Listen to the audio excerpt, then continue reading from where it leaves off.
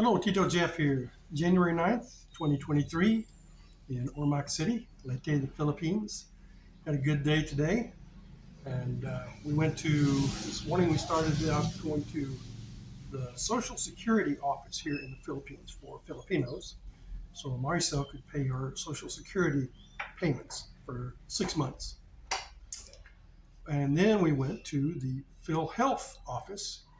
Same thing. We paid for health insurance there for 6 months. You go and pay in person. There's other ways. We're learning that there are other ways now that she can pay online, and you can go to a bank and go to some other places to make those payments. But we went to the office in person. That's the way she's been doing it for forever, except for her they call it SSS here, Social Security System. And so we did that today. And then after that, went to see my optometrist. My glasses broke right here, right at that little, where the rim connects into that little joint there. It just snapped. I was not doing anything. I dropped them and twisted them. I was just wearing them, and all of a sudden the lens fell out. And I think it was a little stress fracture or something there from when they made them, or when they put them together, when they made the lenses and put them in, something like that happened. So I wasn't real optimistic about getting them replaced, but I went to my optometrist's office and I explained what happened. They searched for a pair of frames that looked like mine, and they found these.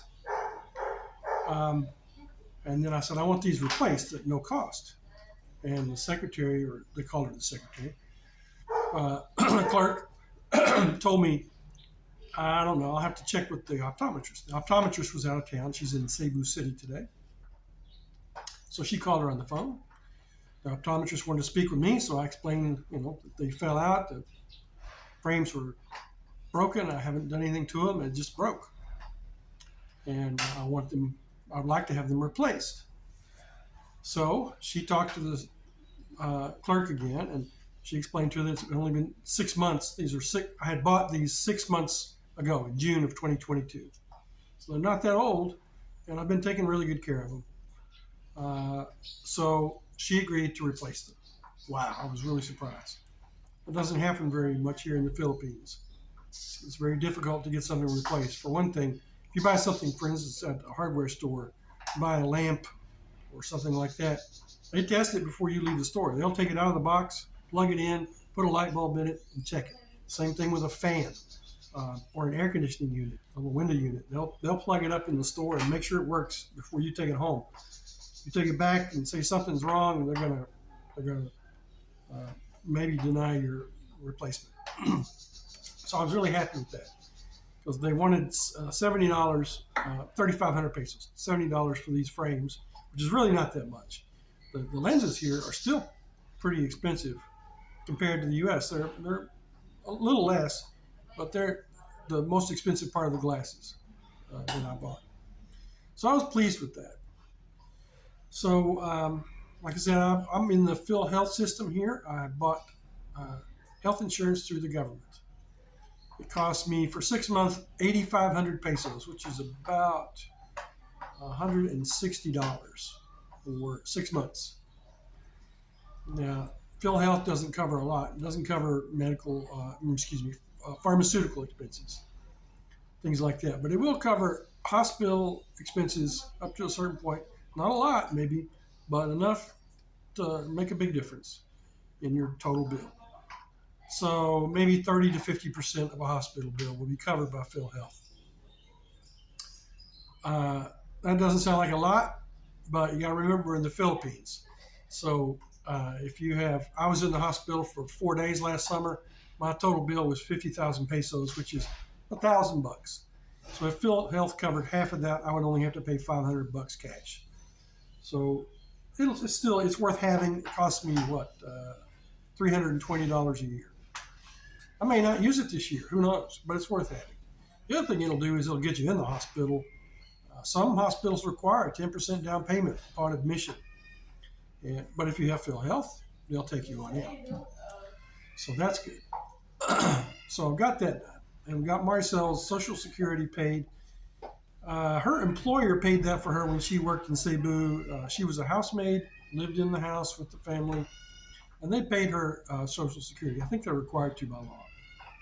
So I don't think she had to go and pay that. I'm not sure. But if you want to have it outside of your employer, you have to go and pay cash in person. And you can make it up and get behind. You still pay, and it's okay.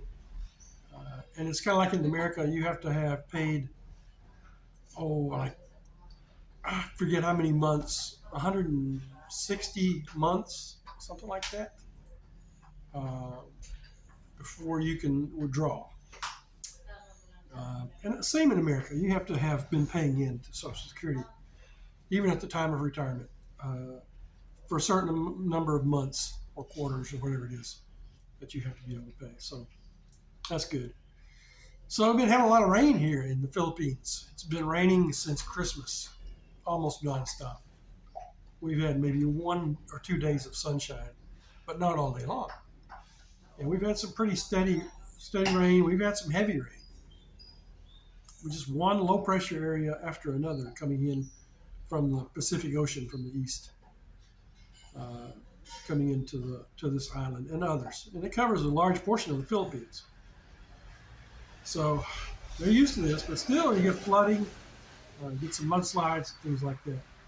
So I'm looking forward to this laying off after a little while. It's getting old. I think it's causing some mold, which is causing me to have allergies. So I take some medicine for that, and it's working a little bit. But I've gone back to wearing a mask. And it seems like the mask helps, and I use a CPAP machine at night when I sleep.